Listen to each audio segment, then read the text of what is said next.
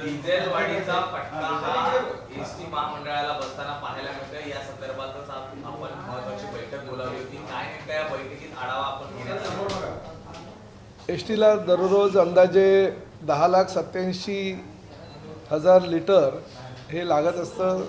55 लाख प्रवासी दररोज आमच्या एसटी महामंडळाच्या सुमारे 14,000 बसेसमधून प्रवास करत असतात। सध्या एसटीला इंडियन ऑइल कॉर्पोरेशनकडून डिझेलचा पुरवठा हा सुरळीतपणे होत आहे आणि त्याचबरोबर सध्या एसटीला 91.31 रुपये प्रति लिटर दराने डिझेल पुरवठा होतो। परंतु मागील आठवड्यामध्ये हा जो 3 रुपये 10 पैसे दर वाढवला आहे तेव्हा मात्र 88 रुपये 21 पैसे प्रति लिटर आम्हाला डिझेलचा पुरवठा होत होता। म्हणजे 3 रुपये 10 पैसे प्रति लिटर हा दर गेल्या आठवड्यापासून वाढलेला आहे।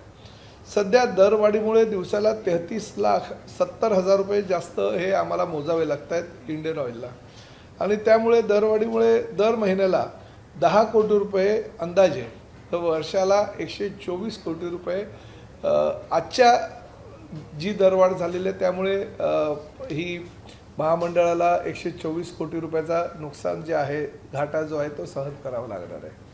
आज बैठक घेतल्यानंतर बैठकीमध्ये अनेक गोष्टींची चर्चा झाली। आमच्या वरिष्ठ अधिकारी सगळे उपस्थित होते आणि अजून काय फरक पडेल कारण जागतिक पातळीवर युद्धाचा भडका हा फार मोठ्या प्रमाणामध्ये होईल अशी अपेक्षा व्यक्त केली जात आहे। देशाचे पंतप्रधान आदरणीय नरेंद्र मोदीजी यांनी एक काटकसर करण्याच्या सूचना सर्व संबंधित विभागाला केलेल्या आहे। किंबहुना ही इंधनाचा जो तुटवडा आहे तो देशामध्ये होऊ नये यासाठी ते आता विविध देशांचा दौरा करत आहेत आणि त्यामुळे भविष्यामध्ये अजून काय होईल हे आत्ताच सांगता येत नाही। आता जरी 3 रुपये दरवाढ झाली तरी केंद्र आणि राज्य शासनानं जर त्यावर काही मात करून एसटी महामंडळाला विशेष सवलत जर देण्याचा निर्णय घेतला तर मात्र आम्हाला दरवाढ करता येणार नाही। राजस्थानमध्ये एसटी महामंडळाला वॅटमध्ये सूट दिलेली आहे। ती सूट जरी आम्हाला या ठिकाणी दिली तरी आमचा फार मोठ्या प्रमाणात जो नुकसान होणार आहे ते होणार नाही। त्यामुळे ह्या सगळ्या बाबींची चर्चा करण्यात आली।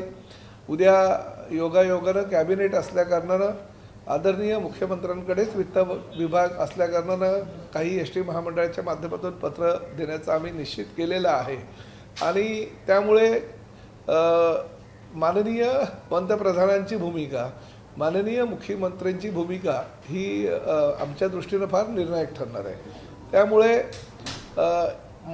मे एंडपर्यंत म्हणजे 30 तारखेपर्यंत आम्ही थांबण्याचा निर्णय घेतलेला आहे आणि पुढील 10 ते 12 दिवसामध्ये काय निर्णय केंद्र आणि राज्य शासनाचा होतो त्यावर अवलंबून राहून वेगवेगळ्या प्रकारे जर आमच्या मागण्यांची पूर्तता केंद्र आणि राज्य शासनानं केली तर आम्हाला दरवाढ करता येणार नाही। परंतु जर ती पूर्तता नाही केली तर आणि अजूनही काही डिझेलचे भाव वाढले किंवा अजून इंधनाचे भाव पुढे अजून मोठ्या प्रमाणात वाढले तर मात्र दरवाढ अटळ आहे। परंतु जर इंधनाची जी दरवाढ जी झाली आहे ती जर रद्द झाली अजून त्यामध्ये जर मागे घेतली जी 3 रुपये 10 पैसे झालेली आहे ती तर मात्र आम्हाला दरवाढ एसटीची करण्याची आवश्यकता भासणार नाही। नेमकी दरवाढ किती होऊ शकते एकूणच या सगळ्या गोष्टीचा परिणाम नाही मी तुम्हाला सांगतो दरवाढ किती होऊ शकते हे आज आम्ही काय कुणीही सांगू शकत नाही। आज 3 रुपये 10 पैसे दरवाढ डिझेलची झालेली आहे ती कदाचित मागेसुद्धा घेऊ शकतात किंवा कमीसुद्धा होऊ शकते कारण शेवटी केंद्र आणि राज्य शासनाची ती भूमिका निर्णायक ठरणार आहे। उद्या 3 रुपये 10 पैसे झालेली जी दरवाढ आहे ती अजून 10% जर वाढली अजून त्यामध्ये जर काय वाढ झाली तर मग आम्हाला दरवाढसुद्धा अजून मोठ्या प्रमाणात करावी लागेल। त्यामुळे ह्या सगळ्या पार्श्वभूमीवर 10 ते 12 दिवस थांबून 30 मेपर्यंत ह्या बाबतीतला काही निर्णय होतो केंद्र आणि राज्य शासनाचा हे बघूनच आम्ही पुढील महिन्यामध्ये दरवाढीचा निर्णय घेणार आहोत। बिलकुल बदल होणार नाही। राज्य शासनाची भूमिका कायम आहे। ज्येष्ठ नागरिकांना जी सूट दिलेली आहे ती कायम राहणार। महिलांना 50% जी सूट दिलेली आमच्या लाडक्या बहिणींना ती कायम राहणार। आमच्या दिव्यांग किंवा आमचे पत्रकार किंवा आमचे अजून काही घटक जे आहेत दिलेल्या ज्या सवलती आहेत त्या लागू राहणार आहेत. त्यामध्ये काहीही आम्हाला बदल करता येणार नाही, कारण राज्य शासनाचीच ती भूमिका आहे. परंतु फक्त डिझेलच्या दरवाढीमुळे जर भविष्यामध्ये काही करावं लागलं तरच आम्हाला तो दरवाढीचा निर्णय घ्यावा लागेल. लाडक्या बहिणीची जी आपण एसटी मध्ये सवलत दिलेली आहे किंवा ज्येष्ठ नागरिकांना जी सवलत दिलेली आहे त्याचा फटकाही देखील या तोट्याला होऊ शकतो. नाही, बघा, राज्य शासनाची भूमिका आहे, शासन आहे, महायुती सरकारनं निर्णय घेतलेले आहेत. मुख्यमंत्री म्हणून काम करत असताना एकनाथ शिंदे साहेबांनी लाडक्या बहिणींना जी सवलत दिलेली आहे किंवा आमच्या ज्येष्ठ नागरिकांना जी सवलत दिलेली आहे ती शासनाची भूमिका आहे आणि ती सवलत दिली किंवा त्या योजना आम्ही राबवल्या म्हणून किंबहुना आम्ही आज राज्यामध्ये सत्तेवर आलेलो आहोत. आणि आज सत्तेवर आल्यानंतर जर ती आम्ही घोषणा केलेल्या योजना जर बंद केल्या तर ते योग्य होणार नाही, आमच्यावर लोक विश्वास ठेवणार नाही. त्यामुळे ज्या सवलतीचा लाभ सर्वसामान्य जनतेला आता मिळतोय तो कायम राहतील.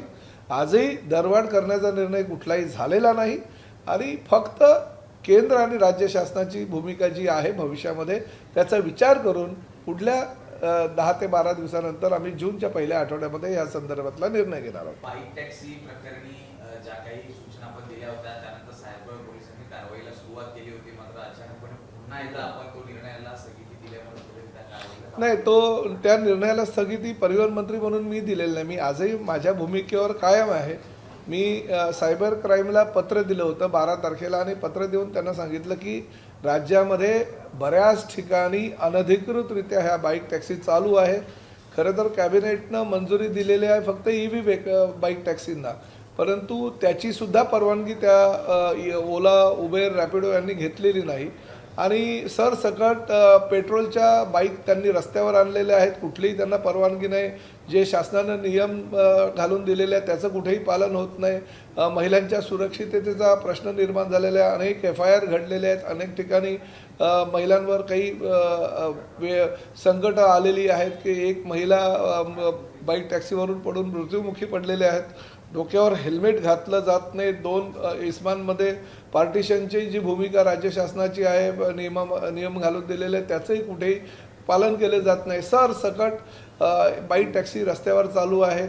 RTOच्या अधिकाऱ्यांनी जर त्यांना पकडलं तर त्यांना फाईन जे लावलं जातं, कंपन्यांनी असा निर्णय घेतलेला आहे की बाईक टॅक्सी बिंदास चालवा, जे फाईनचे पैसे आहेत ते कंपन्या भरतील अशी भूमिका कंपन्यांनी घेतलेली आहे. त्यामुळे RTOच्या अधिकाऱ्यांना जुमानत नाही. तर महाराष्ट्रामध्ये हे अशा पद्धतीचं जर ओला, उबेर, रॅपिडोसारख्या कंपन्या चुकीच्या पद्धतीनं जर इलिगल बाईक्स ह्या रस्त्यावर आणत असेल तर त्याला निर्बंध हे घालावेच लागतील. म्हणून आम्ही 12 तारखेला सायबर क्राईमला पत्र दिलं होतं की त्यांचा जो ॲप आहे तो ॲप रद्द करावा. परंतु 15 तारखेला सायबर क्राईमने गुगलला जे पत्र पाठवलं त्यामध्ये सरसकट ओला, उबेर, रॅपिडोच्या सगळ्या गाड्यांवर बंदी त्यांनी घातली आणि त्यामुळे गोंधळ असा झाला की ओला, उबेर, रॅपिडोच्या फक्त इलिगल बाईकवर बंदी घालावी अशी आमची मागणी होती, परंतु त्यांनी सरसकट सगळ्या गाड्यांवर बंदी घातली आणि त्यामुळे गोंधळ निर्माण झाला होता 3 दिवसापूर्वी मध्यरात्री. आणि त्यामुळे ते पत्र मागे घेऊन आता त्यावर काय तोडगा काढावा आणि त्या ॲपमधून फक्त बाईक टॅक्सींना बाहेर काढून तो वेगळा ॲप त्यांनी निर्माण करावा ह्यासाठी आमची आता आज बैठक आहे. त्या बैठकीमध्ये आम्ही निर्णय घेऊ. ठाण्यामध्ये करेक्ट कार्यक्रम करत आनंद परांजपे यांचा तुमच्या पक्षामध्ये प्रवेश झाला आहे. 16 ते 17 जागांच्या विधान परिषदेच्या आज घोषणा झाली आहे. एकंदरीत त्या अनुषंगाने पक्षप्रवेश झाला असं म्हटलं. नाही, बघा, आनंद परांजपे यांचा मूळ हा शिवसेनेच आहे, कारण त्यांचे वडील खासदार प्रकाश परांजपे हे ठाणेकर होते. धर्मवीर आनंद दिघे साहेबांनी एकदा दोनदा नव्हे तर तब्बल 3 वेळा प्रकाश परांजपे यांना लोकसभेवर पाठवलं होतं. ठाणे लोकसभा मतदारसंघाचे ते एकदम लोकप्रिय खासदार म्हणून परिचित होते आणि संसदेमध्ये त्यांचा फार मोठा अभ्यास होता आणि अभ्यासपूर्ण भाषणंसुद्धा त्यांची गाजली होती. त्यांच्या निधनानंतर आनंद परांजपे यांना एकनाथ शिंदे साहेबांनी स्वतःच्या मुलाप्रमाणे सांभाळलं आणि त्यांना लोकसभेवर पाठवलं. परंतु 2012 साली ते पवार साहेबांबरोबर राष्ट्रवादी काँग्रेसमध्ये गेले.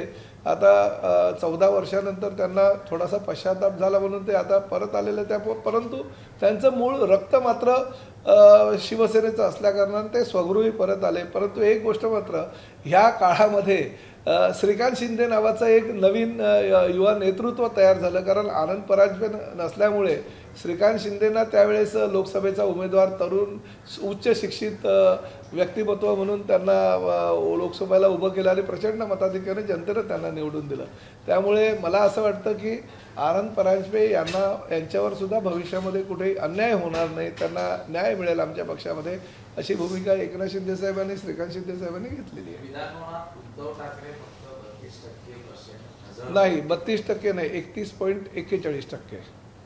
त्यावरती आपली प्रतिक्रिया नेमकी नाही काय? बघा, विधान परिषद किंवा विधानसभा लोकप्रतिनिधी म्हणून सर्वसामान्य जनतेनं फार मोठ्या विश्वासानं आम्हाला निवडून दिलेलं असतं.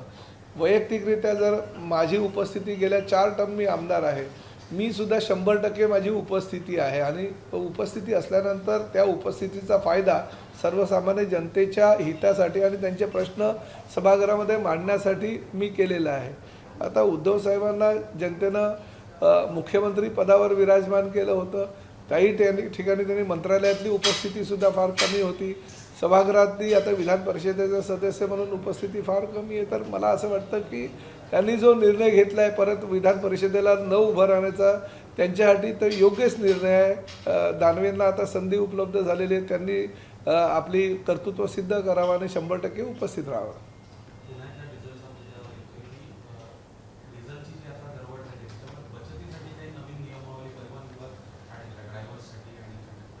नाही, आता आम्ही जी बैठक झाली त्या बैठकीमध्ये सुद्धा काही निर्णय असे घेतोय की बचती ज्या ठिकाणी बचत करता येईल त्या ठिकाणी आपण त्याची अंमलबजावणी केली पाहिजे. वर्क फ्रॉम होमसाठी आम्ही आता काही आमच्या अधिकाऱ्यांना सुद्धा त्या ठिकाणी सांगतोय की ज्यांची गरज आहे त्याच अधिकाऱ्यांनी कामावर यावं, किंवा ज्या ठिकाणी आठवड्याचे जे 5 दिवस आहेत तर 3 दिवस वेगळ्या अधिकाऱ्याने यावं, 2 दिवस वेगळ्या अधिकाऱ्याने येऊ आणि ह्या माध्यमातून जर काही इंधनाचा बचत होत असेल आणि एस टी महामंडळाचा फायदा होत असेल तर तसा निर्णय घेण्याचा सुद्धा मी MDंना सूचना केलेल्या आहेत.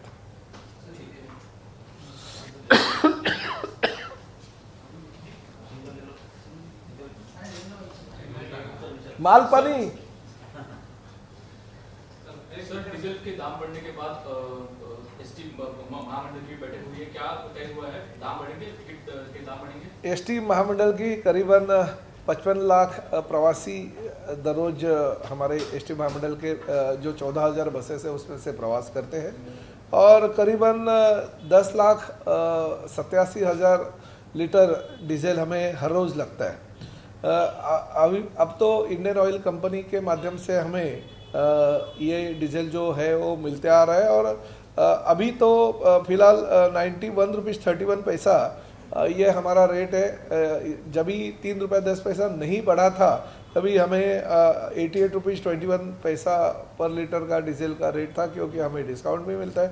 तो 3 रुपये 10 पैसा जो ये बढ़ा है उसकी वजह से हमारी एसटी महामंडल को करीबन साल का 124 करोड़ रुपए का घाटा होने वाला है. आज के परिस्थिति में ये घाटा 3 रुपये 10 पैसा जो डीजल का भाव बढ़ा है उसकी वजह से हो रहा है, मगर भविष्य में शायद 8-10 दिनों में अगले ये कम भी हो सकता है, शायद बढ़ भी सकता है. इसलिए एसटी महामंडल के अधिकारियों ने और हमने ऐसा निर्णय लिया कि आगे के 10-12 दिन हम देख लेते हैं, क्योंकि आदरणीय पंतप्रधान नरेंद्र मोदी जी डीजल का जो हमारे देश में आने वाला पुरवठा है वो सही तरीके से कैसे हो जाए, हमारे मुख्यमंत्री देवेंद्र जी भी उसके ऊपर ध्यान देते हुए एसटी महामंडल को कैसे सहयोग करें, ऐसी भूमिका उनकी भी है. तो हम उनके साथ बात करेंगे 10-12 दिन में क्या होता है नेशनल लेवल पे ये डीजल के बारे में निर्णय. तो ये भी देखते हुए हम लोग जून के पहले हफ्ते में इसके जो भाव बढ़ाना है या स्टेबल रखना है या कम करना है इसके बारे में निर्णय लेंगे. पेट्रोल, डीजल, गैस, ये गैस के दाम बढ़ने के बाद कल कांग्रेस के ट्विटर अकाउंट से ट्वीट किया गया, पीएम मोदी इनका उल्लेख जो है वो महंगाई मैन ऐसे किया है, कैसे?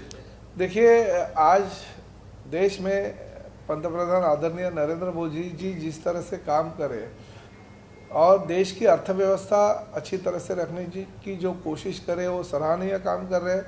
अब ये भी देखना चाहिए कि दुनिया में क्या परिस्थिति है. बहुत सारे जो विकसित देश है, विकसित राष्ट्र जो है लॉकडाउन की तरफ बढ़ रहे हैं, ऐसे परिस्थिति में हमारे देश में तो वो परिस्थिति नहीं है, क्योंकि जागतिक लोकसंख्या में हमारा देश 1 नंबर पे है दुनिया में। फिर भी हमारे देश में वो जो परिस्थिति अलग विकसित देशों की है वैसी नहीं है। तो ये सब सारा जो श्रेय जाता है पंतप्रधान आदरणीय नरेंद्र मोदी जी को जाता है। कांग्रेस तो विरोधी पार्टी का सदस्य के तौर पे काम कर रही है और बात करेंगे। अगर वो हमें समर्थन देंगे तो लोग उनको सही नहीं मानेंगे, इसलिए उनका विरोध जो है वो काल्पनिक विरोध है।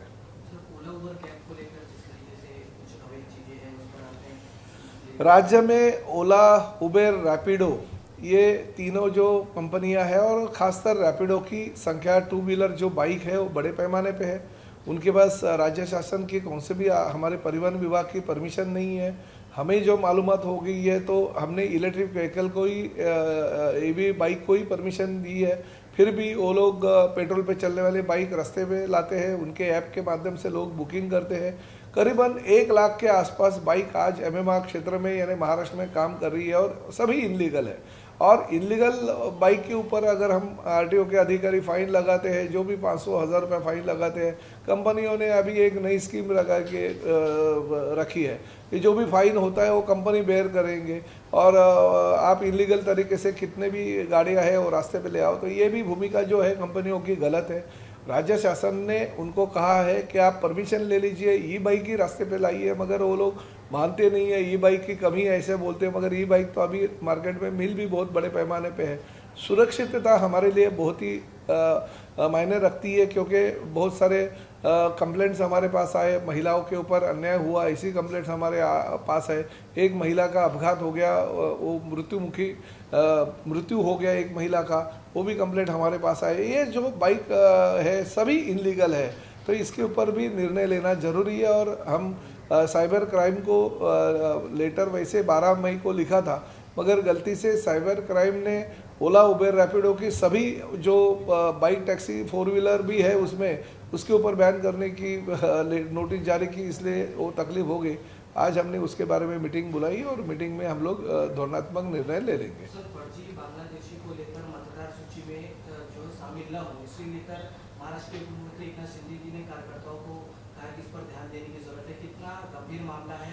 नहीं, बहुत ही गंभीर है। वैसे शिंदे साहब ने जानबूझकर उसके ऊपर ध्यान देने के लिए कहा है, क्योंकि हमारे पास बहुत सारे जो लाइसेंस भी मांगने के लिए जो लोग आते हैं, कुछ बांग्लादेशी लोग हैं ऐसे हमें मालूमात पड़ी है।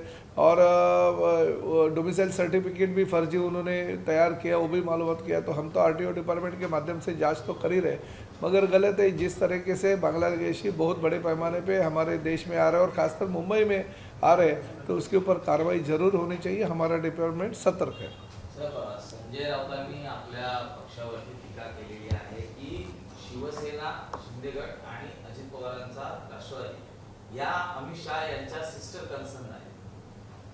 बघा, मला असं वाटतं की संजय राऊत साहेबांनी त्यांचा उभाटा पक्ष आज सध्या कुठे आहे, त्यांच्या पक्षाचे आमदार काय करतायत, त्यांच्या पक्षाचे खासदार कुठे कुठे फिरतायत, ह्याकडे लक्ष देणं गरजेचं आहे। आमच्या पक्षामध्ये काय चाललं आहे, अजितदादांच्या पक्षात काय चाललं आहे, भारतीय जनता पक्षात काय चाललं आहे, हे बघण्यापेक्षा त्यांच्या स्वतःच्या पक्षाकडे त्यांनी लक्ष केंद्रित करणं गरजेचं आहे। आज परिस्थिती फार वाईट आहे त्यांच्या पक्षाची। अशा परिस्थितीमुळे जर अशा प्रकारचे ते स्टेटमेंट देत असतील तर ते फार चुकीचं। आणि एक गोष्ट मी अभिमानानं सांगतो, आदरणीय पंतप्रधान नरेंद्र मोदीजी, आदरणीय गृहमंत्री अमित भाई शहा यांच्याशी महायुती म्हणून चर्चा करूनच आम्ही पुढे मार्गक्रमण करत असतो। आणि महायुतीचे ते नेते आहेत अमित भाई, त्यांचा जर चर्चा केली आणि त्यांच्याबरोबर चर्चा करून जर महायुतीचे काही निर्णय होत असतील तर चुकीचं काय आहे, त्यांच्या पोटामध्ये दुखायची काही गरज नाही आहे। त्यामुळे संजय राऊत साहेबांनी स्वतःच्या पक्षाची काळजी करावी। निवडणूक आयोगाकडे जी काही केस चालू आहे त्यावरून असं दिसतंय की निवडणूक आयोग हा गृहमंत्री आणि पंतप्रधान यांचा गुलाम आहे आणि त्यामुळेच कुठेतरी लोकशाहीसाठी आम्ही आमची हे आज म्हणत नाही आहे, ते संजय राऊत पहिल्या दिवसापासून असंच म्हणतायत। आता हे जर विरोधी पक्षाचे सदस्य म्हणून तसं काय ते बोलणार नाही तर त्यांच्या भोंग्याला सकाळपासून जी लोक अपेक्षित गर्दी करतात ती भविष्यामध्ये करणार नाही। त्यामुळे असे काही ते वादग्रस्त विधान करून रोज मीडियाला काहीतरी खाद्य देण्याचा प्रयत्न ते करत असतात। जर शिंदे दबावाखाली नसते तर आमचा पक्ष आणि चिन्ह हा कुठल्या ऐरागैराच्या हातात गेला नसता, असं देखील ते म्हणतात। शिवसेना प्रमुख आदरणीय बाळासाहेबांचे विचार, हिंदुत्वाशी त्यांची असलेली नाळ हे फक्त आणि फक्त एकनाथ शिंदे साहेबांनी ओळखलेली आणि खऱ्या शिवसैनिकाकडे, आता सच्च्या शिवसैनिकाकडे धनुष्यबाणाची धुरा आणि बाळासाहेबांचे विचार आलेले आहेत. त्यामुळे बाळासाहेबांनी काँग्रेसचा 4 हात लांब ठेवण्याची जी भूमिका घेतली होती तीच भूमिका एकनाथ शिंदे साहेब घेत आहेत आणि हिंदुत्वाशी जवळीक असलेल्या आणि हिंदुत्वासाठी लढत असलेल्या भारतीय जनता पक्षाबरोबर युती आम्ही केलेली आहे. त्यामुळे हिंदुत्वावर आणि मराठी माणसाच्या विचारावर कुठेही तडजोड नाही, ही भूमिका जी बाळासाहेबांची होती तीच भूमिका एकनाथ शिंदे साहेब अतिशय चांगल्या प्रकारे त्या भूमिकेशी समर्पक असं राजकारण आणि समाजकारण करतात. 3-3.5 वर्ष या संपूर्ण खटला सुरू आहे, निकालाची प्रतीक्षा ही त्यांना आहे आणि त्यामुळेच कुठेतरी भारतीय संविधानाच्या संदर्भात या सगळ्या गोष्टी होत आहेत का, आमचा कुठल्याही प्रॉपर्टीचा निकाल नाहीये तर आमच्या त्या अस्तित्वाचा निकाल असते. गेल्याच आठवड्यामध्ये माननीय सर्वोच्च न्यायालयाच्या न्यायमूर्तींनी उबाडाच्या वकिलांवर आक्षेप घेतला होता, तेही संजय राऊतांच्या अशा स्टेटमेंटमुळे.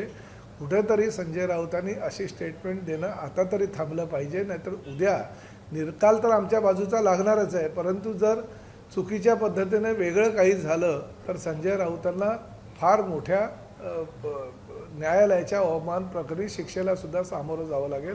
कारण वारंवार न्यायालयाच्या विरोधामध्ये असं ते बोलल्यामुळे न्यायालयानं सुद्धा त्यांच्या वकिलांच्या माध्यमातून आपले आक्षेप हे गेल्या आठवड्यात नोंदवलेले आहेत. धन्यवाद.